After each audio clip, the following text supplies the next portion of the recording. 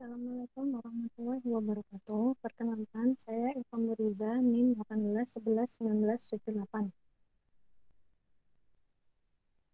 Perkenalkan, nama saya Laila Nuraini, NIM 18111980. Di sini kami akan menjelaskan program kami, yaitu alat pendeteksi kandungan pada ikan.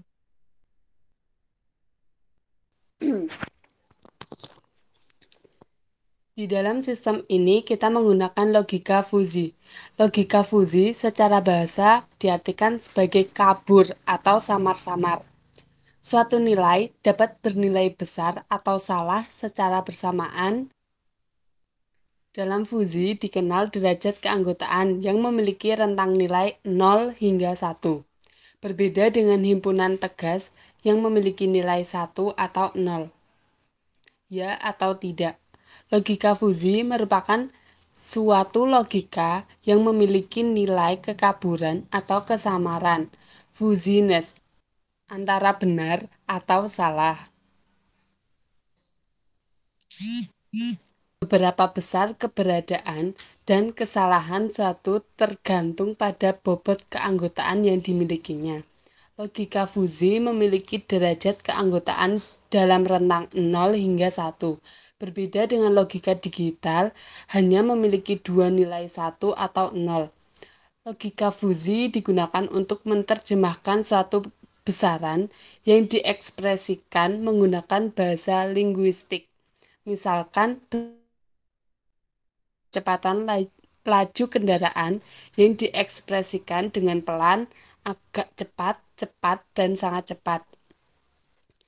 Dan logika fuzzi menunjukkan sejauh mana suatu nilai itu benar dan sejauh mana suatu nilai itu salah. Tidak seperti logika klasik, skrip, atau tegas. Suatu nilai hanya mempunyai dua kemungkinan, yaitu merupakan suatu anggota himpunan atau tidak.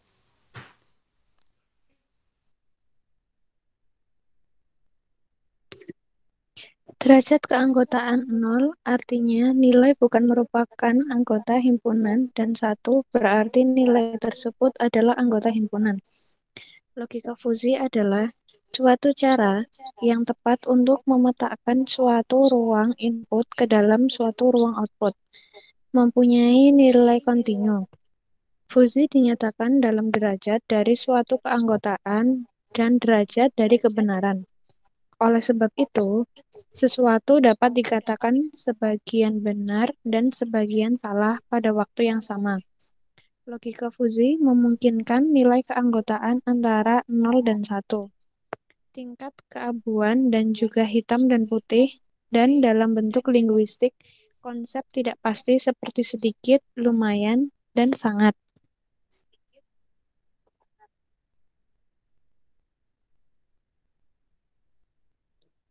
Kelebihan dari teori logika fuzzi adalah kemampuan dalam proses penalaran secara bahasa, linguistik, reasoning, sehingga dalam perencanaannya tidak memerlukan persamaan matematik dari objek yang akan dikendalikan.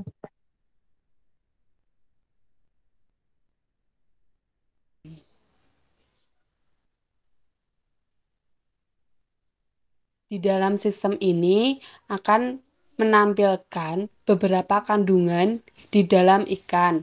Di antaranya ada ikan nila yang mengandung 120 kalori, 0 gram karbohidrat, 26 gram protein, 3 lemak, 24% vitamin B3, 31% vitamin B12, 20% fosfor, 78% selenium, dan 20% kalium.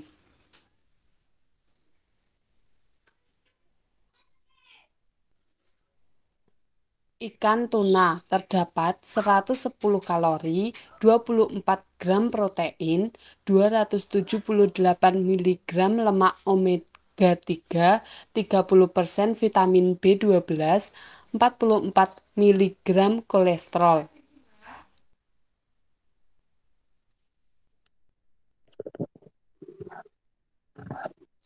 Pada daging ikan salmon mengandung 160 kalori, 22 gram protein, 5 gram lemak, 45% vitamin B12, 55 miligram kolesterol.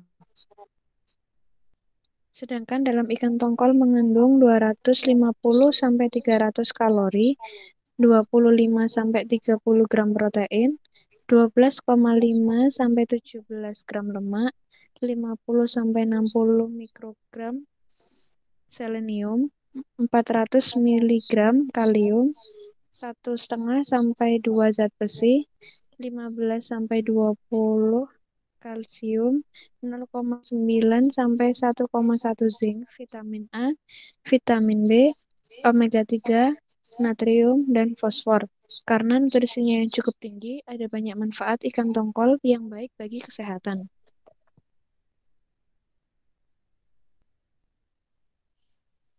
Di dalam ikan lele terdapat kandungan energi 145 kalori, protein 15,45 gram, lemak 9,09 gram, natrium 65 miligram, kolesterol 82 miligram, dan asam lemak jenuh 2730 gram.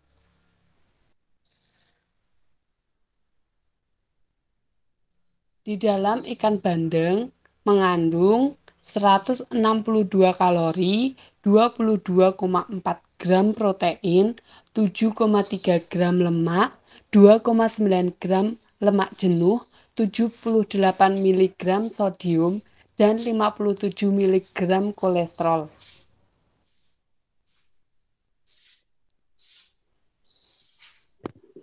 Ikan mujair mengandung 26 gram protein, 128 kalori, kaya akan niacin, vitamin B12, fosfor, selenium, dan kalium, sumber protein tanpa lemak dengan hanya 3 gram lemak per sajian. Dalam belut, kalori senilai 303, protein 18,4 gram, lemak 27 gram, kalsium 20 miligram, fosfor 200 miligram, zat besi 20 miligram, kalori 300 bisa menjadi sumber energi yang optimal.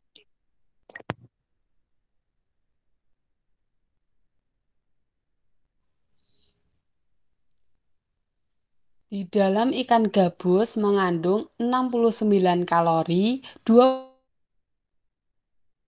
gram protein, 1,7 gram lemak, 0,9 miligram zat besi, 62 miligram kalsium, 76 miligram fosfor, 150 miligram vitamin A, 0,04 miligram vitamin B, dan 69 miligram air.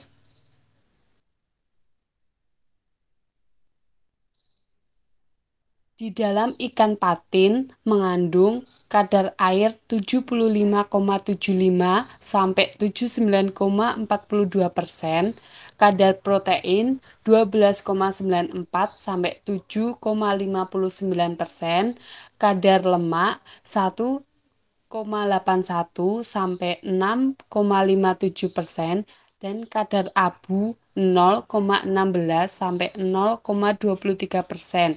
Nutrisi daging ikan patin yang cukup tinggi adalah protein dan asam amino esensial.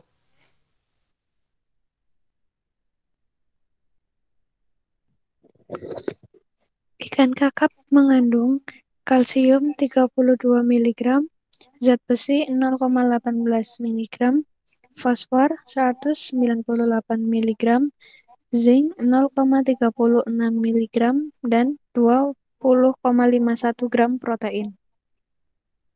Sedangkan ikan bawal mengandung 2 miligram besi, 19 gram protein, 150 miligram fosfor, kandungan besi, protein, dan fosfor termasuk tinggi dan cukup tinggi. Kita memilih sistem penelitian mengenai pendeteksi kadar zat yang ada di dalam ikan supaya orang tidak asal mengonsumsi. karena setiap ikan memiliki kandungan yang berbeda-beda, dan agar orang-orang tahu dan tidak asal mengonsumsi, karena mengonsumsi berlebih dapat menyebabkan penyakit seperti kolesterol dan lain-lain.